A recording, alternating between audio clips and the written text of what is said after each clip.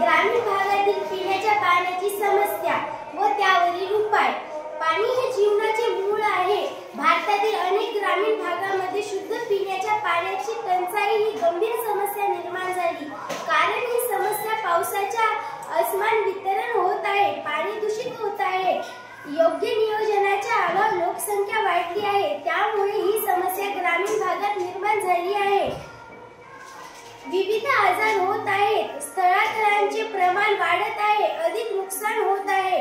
या समस्यावर उपाय म्हणून ग्रामीण भागात शुद्धीकरण यंत्रे बसवावी लागतील। प्रत्येक घरात रेन हार्वेस्टिंग करून जलस्रोताची नियमित स्वच्छता करावी लागेल। ग्रामीण भागातील पिण्याच्या पाण्याची समस्या गंभीर आहे, पण ही सोडवता येण्यासारखी आहे। त्यासाठी आपण सर्वजण एकत्र येण्याची गरज आहे। पाणी हे जीवन आहे। एक थेंब पाणी लाखो जीव वाचवू शकतो, हे